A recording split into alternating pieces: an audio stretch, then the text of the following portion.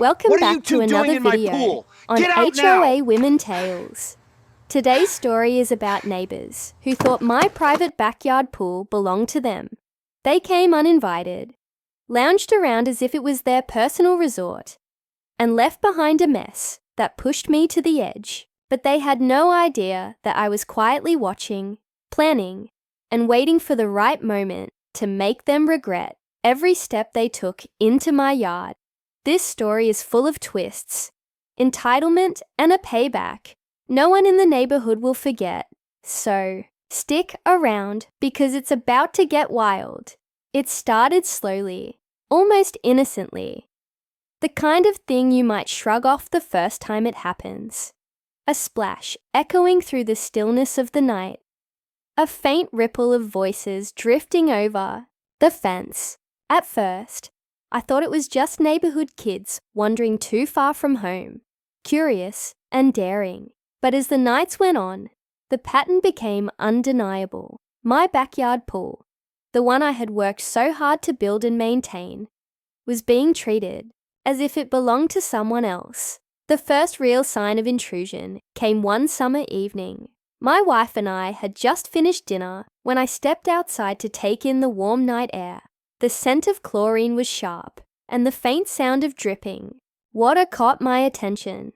I moved toward the pool, only to find wet footprints trailing across the deck. No one was there, but the evidence was clear. Someone had been swimming. At first, I tried to rationalize it. Maybe a friend of my teenage daughter had slipped in with permission and forgotten to mention it. Maybe I was imagining things. But next morning, I found a pair of empty soda cans discarded by the lounge chairs, and I knew it wasn't imagination. Someone had been here, without asking, and they had left their mess behind. The following nights only confirmed my suspicion. The splashing grew bolder, the laughter louder. My wife woke me at 2 a.m. to say she heard voices outside. I peered through the curtains. And there they were, 2 women stretched out on my pool chairs, sipping drinks as if it were their personal cabana. Their kids jumped from the edge of the pool, sending waves crashing over the sides. They weren't sneaky about it anymore. They were comfortable, entitled, and brazen. That's when it hit me. These weren't strangers wandering in by mistake. These were my neighbors, the very people who waved politely on the street. The ones who complained about HOA rules being too strict. The ones who always carried themselves with an air of superiority. They hadn't just decided to trespass once. They had decided my backyard was theirs to use, whenever they pleased. I tried to brush it off at first. Surely, once they realized I knew, they would stop. I gave them the benefit of the doubt, expecting common sense and decency to prevail, but the opposite happened. The intrusions grew more frequent, more brazen. Daytime became fair game. One afternoon, as I pulled into the driveway, I heard shrieking laughter from the backyard. I hurried around the house and found them there again. Sun hats, sunglasses, coolers dragged in through the side gate, their children splashing wildly. They didn't even flinch at the sight of me. One of them gave me a dismissive wave, as if to say, "Oh, don't mind us. We'll be gone soon." My stomach churned with a mix of anger and disbelief. Who in their right mind acted this way? It wasn't just rude.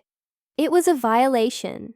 My backyard, my pool, my sanctuary was being trampled on by people who believed they had the right. They left wet towels tossed on the furniture, snack wrappers shoved between the cushions, and half-empty drink bottles floating in the water. Each intrusion left me with more cleaning, more expense, more frustration, and the HOA, they weren't much help. When I raised the issue, the board seemed reluctant to get involved. Neighbors should work things out among themselves, they said, as if this was a minor disagreement instead of a blatant invasion of property. Their indifference only emboldened the trespassers. So I installed cameras. I kept the motion sensor lights primed. And I waited. The footage didn't disappoint. Each night, the cameras captured them, slipping through the gate, dragging their belongings behind them, like seasoned vacationers arriving at a resort. Their laughter rang out across the footage, their smugness etched into every frame. Watching, it made my blood boil, but it also fueled something else: resolve. If they thought my backyard was theirs, they were about to learn how wrong they were.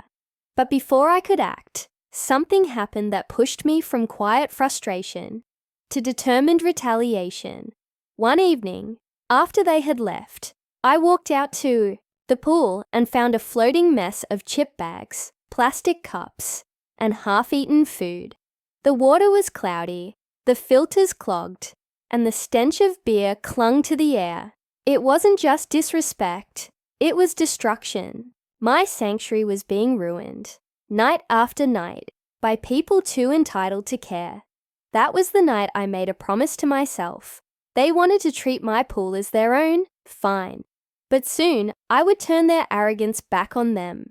They wouldn't just regret crossing the line. They'd remember the lesson for a long, long time.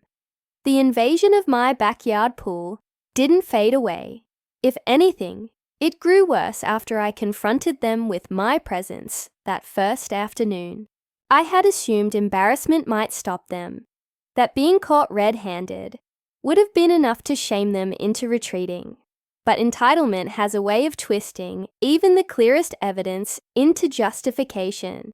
Instead of slowing down, they seemed to double their efforts, as though daring me to stop them. The next weekend was the tipping point.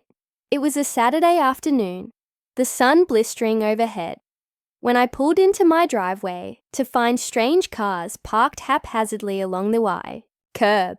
At first, I thought maybe someone down the street was throwing a party, but as I stepped out of my truck, the sound of splashing and shouting carried unmistakably from behind my fence. My pulse quickened as I walked around the house, and there it was.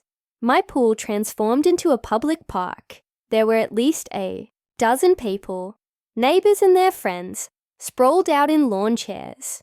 Music blaring from a portable speaker, children cannonballed into the deep end, sending water sloshing onto the patio.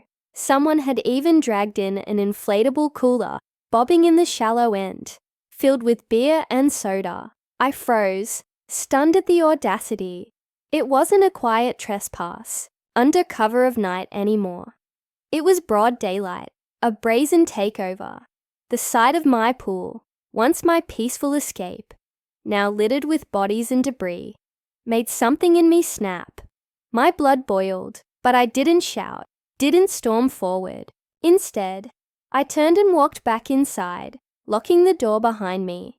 I had a new weapon now, evidence. The cameras I had installed were already capturing everything.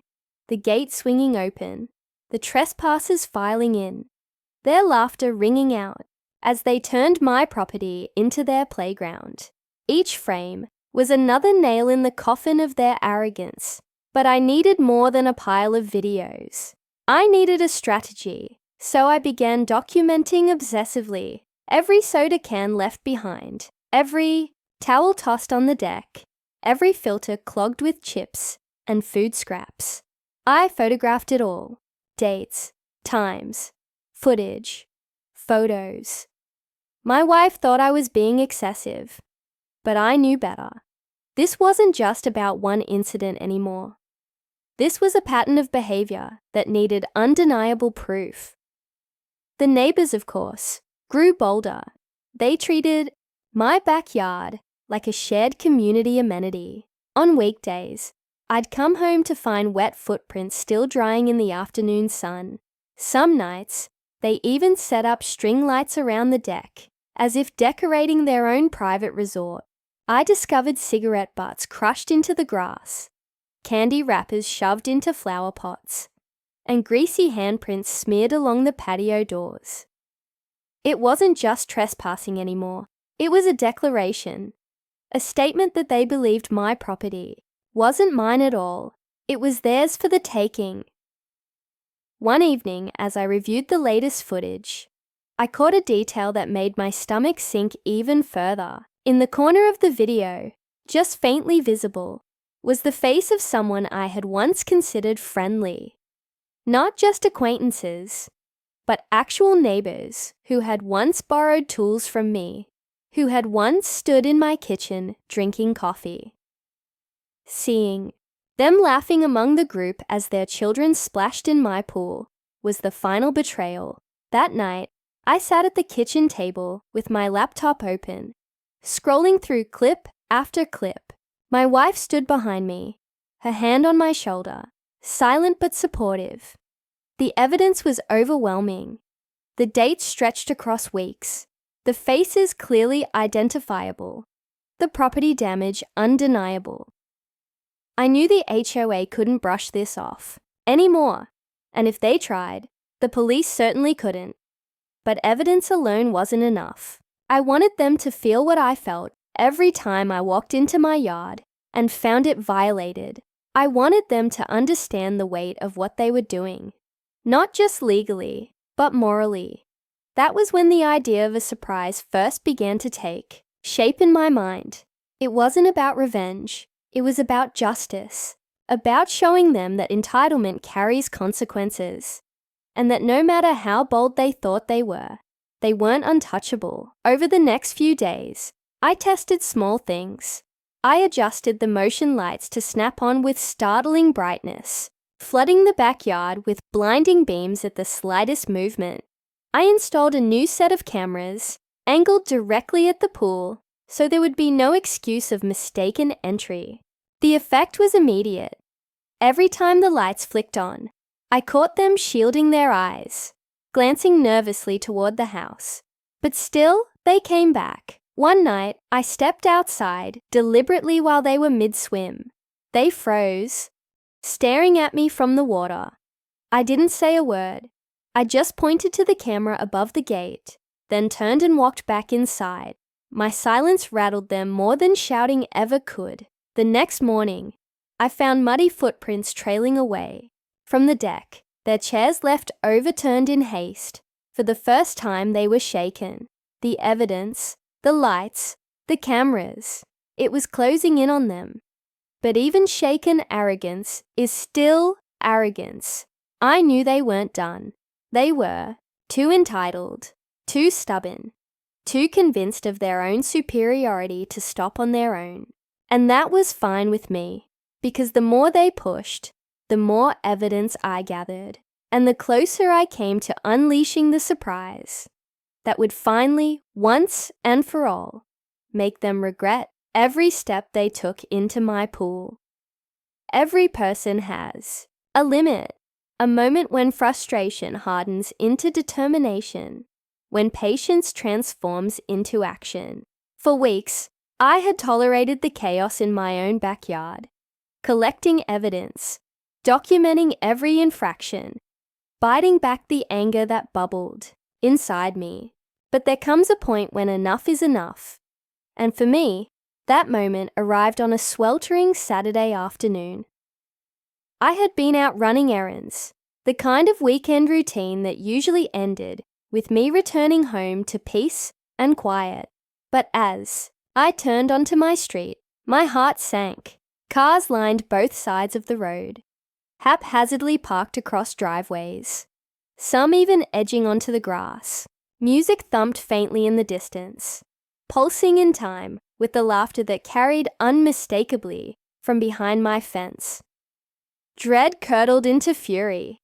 As I pulled into my driveway, before I even opened the door, I knew what I'd find. When I rounded the corner to the backyard, the sight nearly stopped me cold. My pool was a madhouse. There had to be 20 people there, maybe more. Neighbors, their relatives, even strangers I didn't recognize.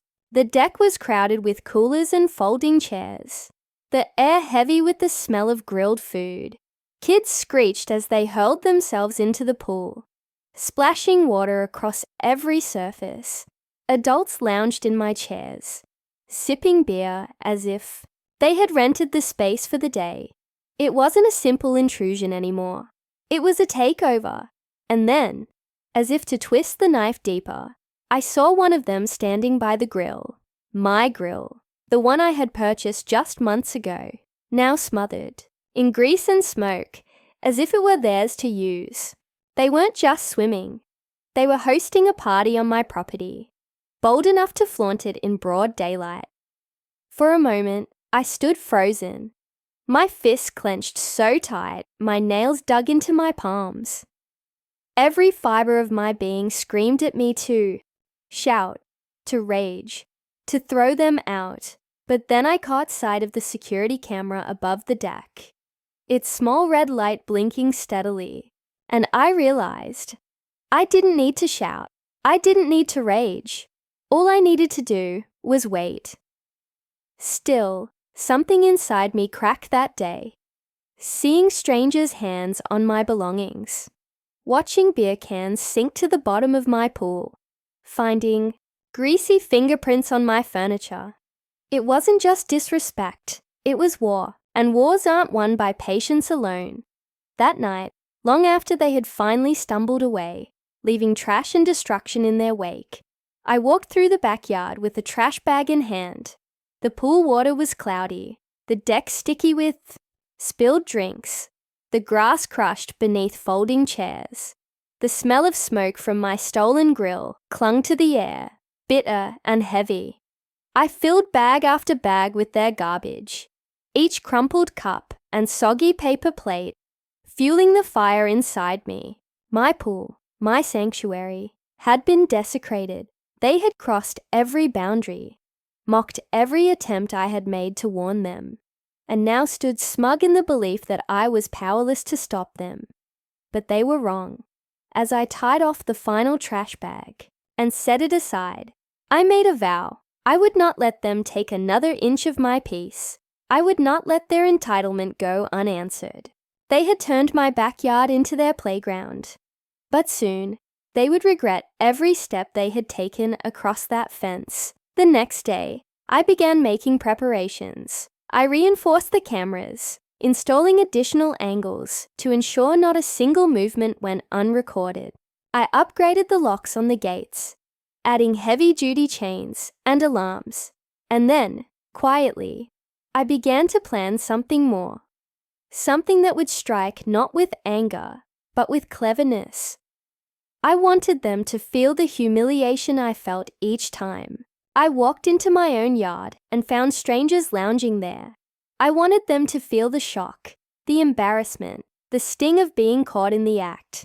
And when that day came, the neighborhood wouldn't just whisper about their entitlement. They would laugh at their downfall. The breaking point wasn't just about anger. It was about clarity. They had declared war on my property, my peace, my home. And now I was ready to fight back. Not with fists, not with shouting, but with a surprise so undeniable, so unforgettable, that they would never dare cross into my yard again. The pieces were falling into place, the evidence was stacked, the cameras primed, and my resolve sharpened. The next time they stepped foot into my backyard, it wouldn't just be another night of laughter and splashing. It would be the night the tables finally turned, and they would never forget it. After weeks of frustration, humiliation, and blatant trespassing, I knew I couldn't rely on the HOA or polite confrontation to solve this mess. The breaking point had sharpened my resolve, and the time had come to turn the tables. If my neighbors wanted to treat my backyard like their personal resort, then I would give them an experience they would never forget. The key was subtlety. Outright aggression would only fuel their sense of victimhood, and I wasn't about to stoop to their level. What I needed was a plan that exposed their entitlement so clearly, so undeniably, that no excuse or manipulation could save them. The first step was preparation. I began with the pool itself. I drained a small portion of the water and added a non-toxic, but highly visible dye, bright blue at first, then a deeper purple. It was safe for swimming, perfectly harmless, but it clung to skin and fabric for hours. Anyone who entered the pool would leave with unmistakable evidence of where they had been. Next, I wired the motion sensor lights to a new setting, one that triggered not just brightness but sound. At the faintest movement, the backyard would flood with glaring light accompanied by a piercing alarm, one loud enough to wake the block. I wanted to ensure that if they dared enter again, their presence wouldn't remain a secret. The cameras were upgraded too. I positioned a new set directly at face level, ensuring crystal clear shots of every smirk, every splash, every entitled grin. I even added a live alert system to my phone, so I could watch in real time whenever someone triggered the sensors. Finally, I contacted the police. I explained the situation, turned over weeks of evidence, and received confirmation. The next time they trespassed, officers would be dispatched immediately. No warnings, no delays.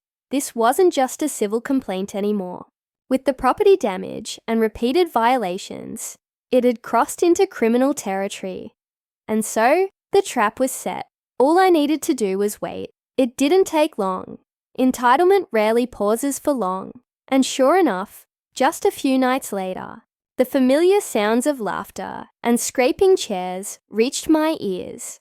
I sat in the living room, heart steady, phone in hand. The cameras flickered on, streaming live footage to my screen. There they were, the same smug faces, dragging coolers through the gate, tossing towels onto my furniture, children racing toward the water. They didn't hesitate, didn't even glance around to check if anyone was watching. To them, it was business as usual. My pool, their playground. But the moment their feet hit the deck, the trap snapped shut. The motion lights roared to life, blinding in their intensity. The alarm blared, shrill and unrelenting, shattering the night's calm. Startled shouts rang out as they shielded their eyes, stumbling in confusion. Some tried to laugh it off, but the panic was visible. Then came the pool, with a splash. The first child dove in, followed by another. Within seconds, their skin shimmered with a faint purplish tint, their swimsuits stained with the unmistakable mark of the dye. As they clambered out, confused and horrified, the laughter turned to outrage. Their entitled pride couldn't mask the embarrassment searing their faces. And just as the chaos peaked, the final piece of the trap arrived, flashing red and blue lights cutting through the night. The police, already alerted, pulled up to the curb.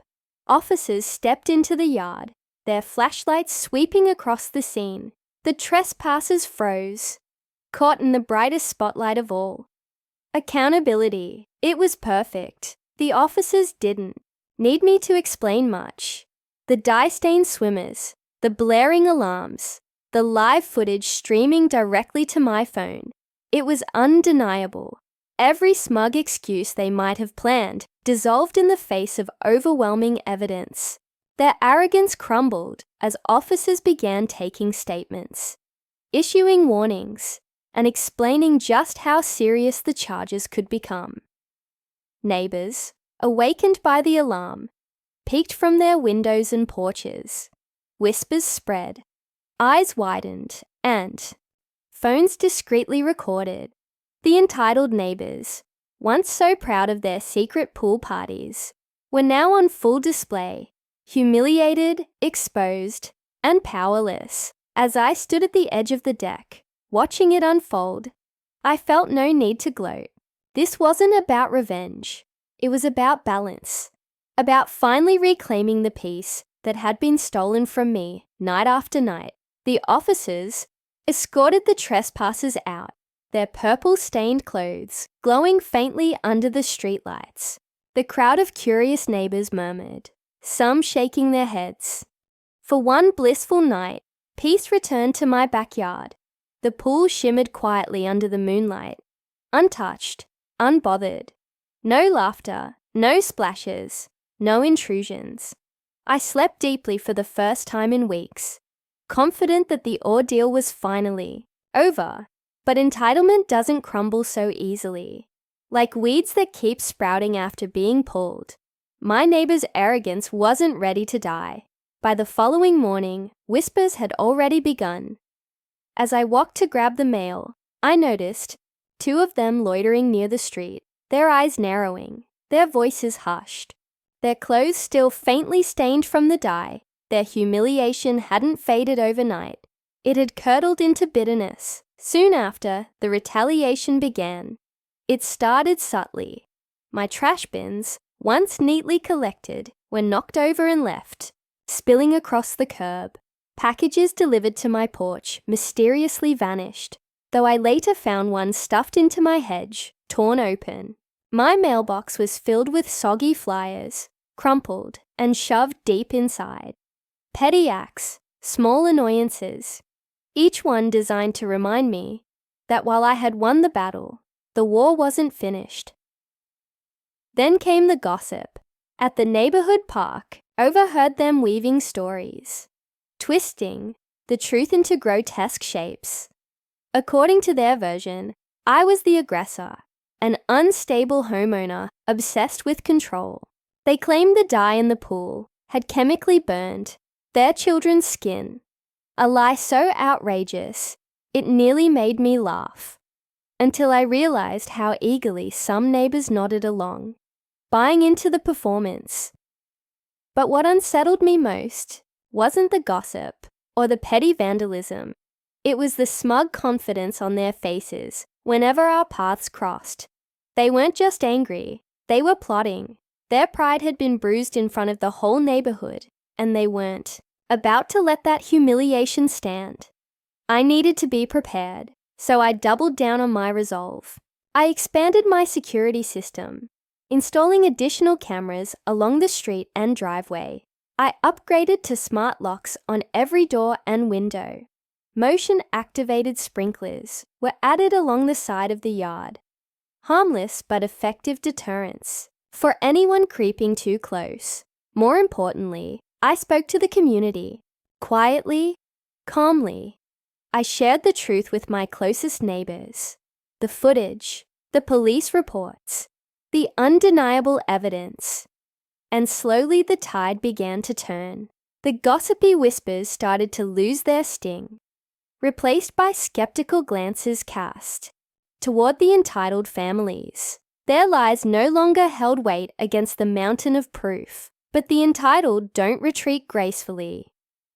One late evening, I heard it, the unmistakable crunch of footsteps on gravel outside my fence. I checked the cameras, and there they were. 3 of them, huddled close, whispering furiously. They weren't carrying towels this time. Instead, one of them held a spray paint can, shaking it violently. I clenched my fists, fury burning hot, but I didn't move. I had learned my lesson. Confrontation would only give them a stage. Evidence, patience, and resolve would win the war. And sure enough, as they raised the can and scrolled a crude insult across my fence, the cameras captured every detail. Their faces, their hands, the spray shimmering in the night. My security system sent an instant alert to the police, and within minutes, sirens split the silence. They scattered like frightened animals, but it was too late.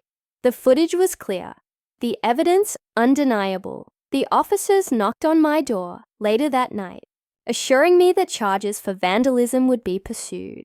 This time, there would be no gentle warnings, no polite requests. The law was finally closing in on them, and as I stood there, fence defaced, but spirit unshaken, I realized something important. The entitled could attack my property. They could spread lies.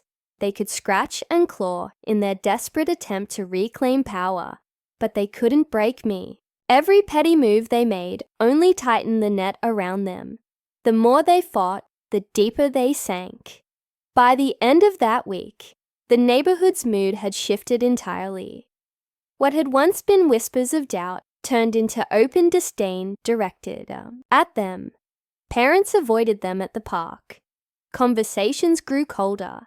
and the HOA board, embarrassed by their behavior, announced a formal review of their membership standing. They had wanted revenge.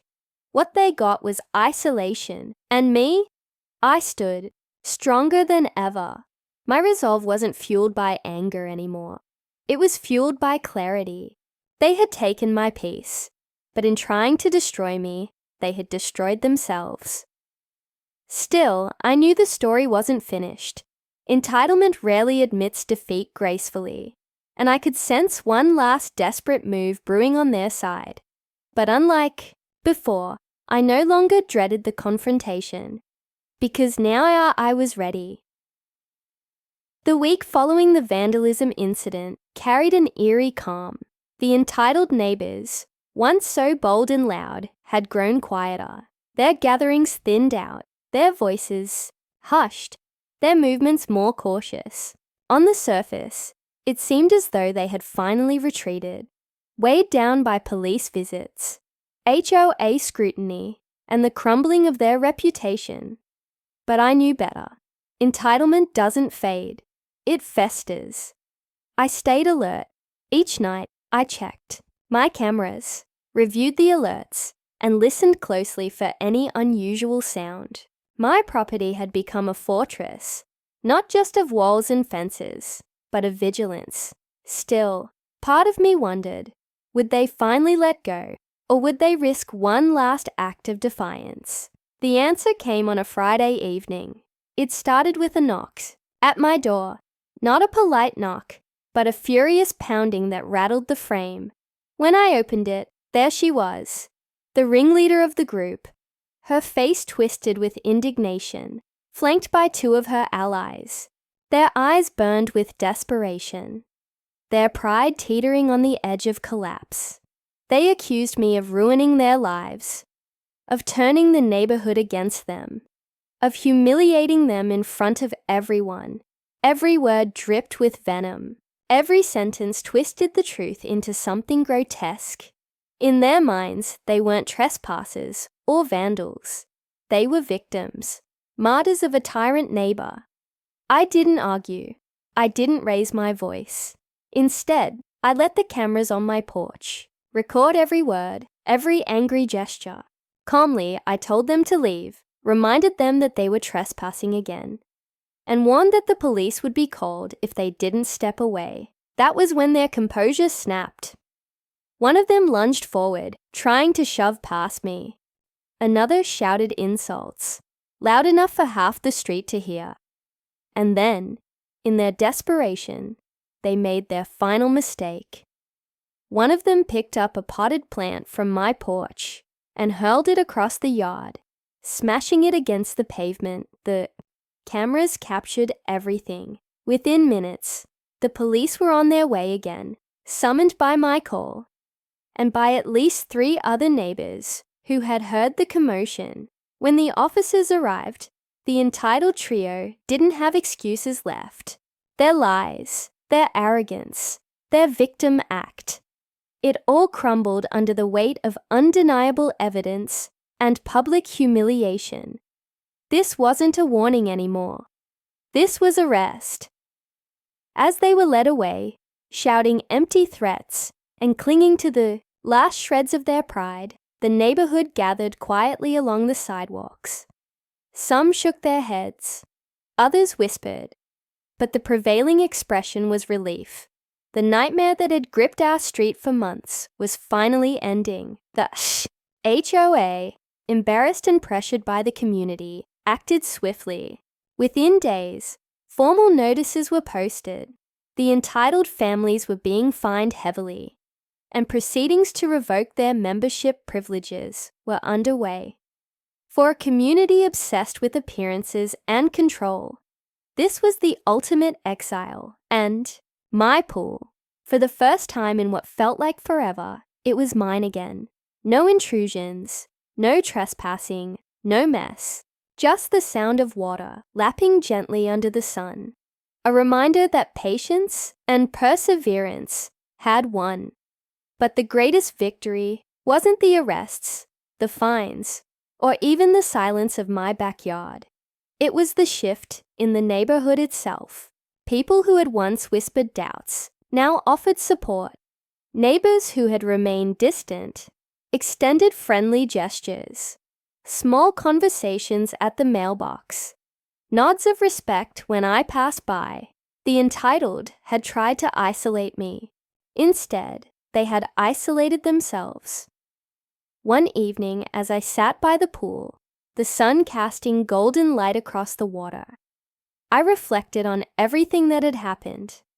The frustration, the sleepless nights, the vandalism, the endless entitlement, it had all built toward this moment. And while the battle had been exhausting, it had revealed something important, that entitlement cannot survive when faced with persistence, evidence, and truth. They had thought my backyard pool was theirs, but in the end, it became their undoing. Their arrogance had led them into my trap.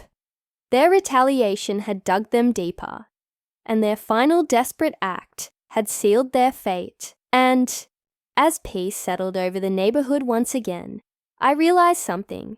It wasn't just about winning against them. It was about reclaiming my peace, my space, my dignity. And that, more than anything, was the victory I would carry forward. Because some battles aren't just about property lines or HOA disputes. Some battles are about standing firm against those who believe rules don't apply to them, about proving that entitlement always carries consequences. And this time, those consequences had been unforgettable.